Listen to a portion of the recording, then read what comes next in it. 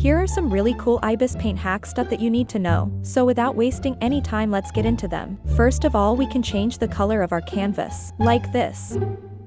Or we can also select these PNG patterns. Next up is really basic, but if you're a beginner you might not know this. When you are doing line art, the lines may not be stable and have some wobble. In order to prevent that, you can turn on the stability. Now you can see the difference.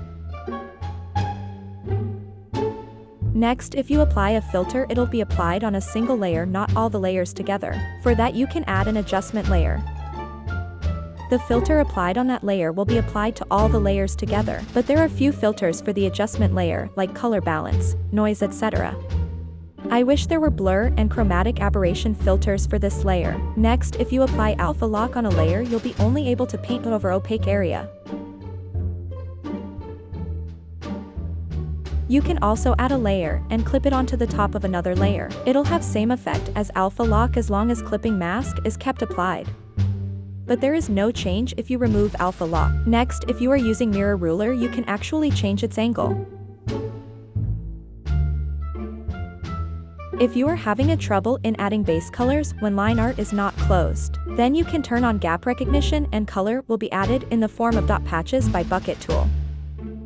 Also, you can use bucket eraser to remove color, like bucket tool is used to add color. Next, there are blending modes, which I always use in my illustrations. I use clipping mask and usually use a multiply for shadows dot and a add for adding light. Next, if you tap on special, you will see many options. You can liquefy a pinch or expand the drawing. Also, you can remove liquefying effect on certain areas by using revert tool. Now, what makes special so special are the tools present here. You can use lasso fill to add base colors. If you tap here, lasso eraser will be selected.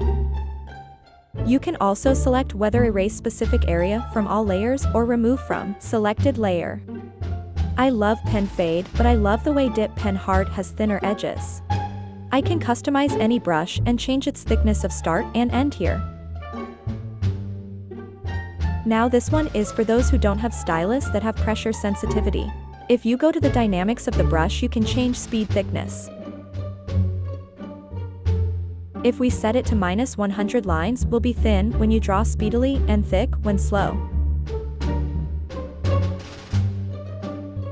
If we set it to +100, lines will be thin when slow and thick when fast.